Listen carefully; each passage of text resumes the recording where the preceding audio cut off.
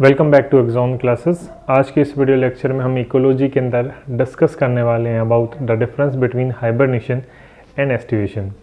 जब भी ऑर्गेनिज्म किसी भी एनवायरमेंटल कंडीशन के अंदर रहता है तो ये हमेशा पॉसिबल नहीं है कि उस ऑर्गेनिज्म को हर बार फेवरेबल एनवायरमेंटल कंडीशंस मिले। कई बार ऑर्गेनिज्म के लाइफ के अंदर अनफेवरेबल एनवायरमेंटल कंडीशंस भी आती हैं। तो उस केस में ऑर्गेनिज्म के पास दो रास्ते होते हैं। First one is migration.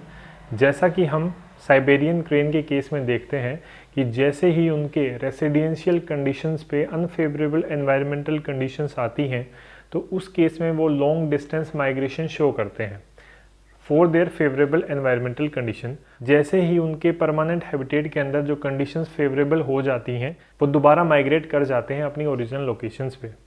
लेकिन हर बार ये पॉसिबल नहीं है कि हर एक ऑर्गेनिज्म इतना लॉन्गर डिस्टेंस पे माइग्रेशन शो कर सके।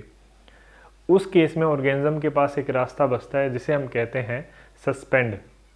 सस्पेंड के अंदर तीन एक्टिविटीज़ आती हैं, that is hibernation, aestivation and diapause. इस वीडियो लेक्चर में हम डिस्कस करने वाले हैं about the difference between hibernation and aestivation. तो स्टार्ट करते हैं हम आज का discussion with the hibernation. The hibernation is also known as winter sleep. नाम ही सजेस्ट कर रहा है कि जो ऑर्गेनिज्म है वो स्लीप कंडीशंस के अंदर जाएगा या फिर वो एक इनएक्टिव स्टेट के अंदर जाएगा ड्यूरिंग विंटर्स। जबकि जो एस्टिवेशन है उसे हम कहते हैं समर स्लीप। यानी इस केस में क्या होगा, ऑर्गेनिज्म जो है वो रेस्ट कंडीशन के अंदर जाएगा to prevent itself from the effect of high temperature, right.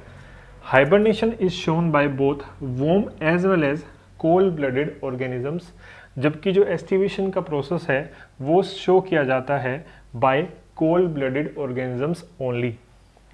In hibernation, organisms rest in warm places, क्योंकि जो एक्सटर्नल टेम्परेचर है वो बहुत ज़्यादा ठंडा है। ऑब्वियस सी बात है वो वार्म प्लेसेस पे जाके ही तो रेस्ट करेगा। तो in hibernation the organism rest in warm places. On a contrary, in estivation, organisms rest in cool, shaded and moist places, right? Next difference पे बात करते हैं कि जो hibernation is of longer duration, यानी जो ड्यूरेशन है, यानी जो हाइबरनेशन की जो टाइम ड्यूरेशन है वो बहुत ज़्यादा होती है। जबकि जो एस्टिवेशन की जो टाइम ड्यूरेशन है वो लॉन्ग हो सकती है या फिर शॉर्ट हो सकती है, लेकिन वो मैक्सिमम केसेस के अंदर हाइबरनेशन से कम ही होती है aestivation, right.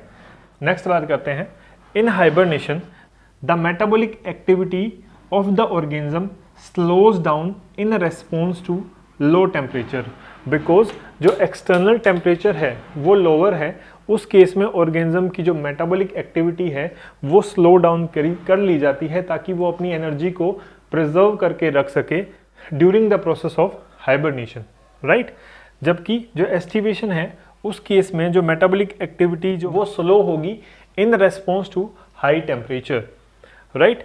In hibernation the organism is used to prevent itself from the internal damage due to low temperature. ऐसे ही एस्टिवेशन के अंदर ऑर्गेनिज्म खुद को प्रिवेंट करता है from the internal damage due to high temperature. Plus में जो एक्सेसिव वाटर लॉस होता है समर के अंदर, और एक्सेसिव वाटर लॉस से रिलेटेड जितनी भी प्रॉब्लम्स हैं उन सब से बचने के लिए ऑर्गेनिज्म एस्टिवेशन का प्रोसेस शो करता है। अब एग्जांपल्स की बात कर लेते हैं। Hibernation is shown by mammals, birds and bat etcetera, जबकि जो एस्टिवेशन है snail, frog, earthworm etcetera. If you like the video then please do hit the like button and subscribe to our channel for more updates. और जितने भी social media handles हैं उन सभी के लिंक्स डिस्क्रिप्शन में हैं।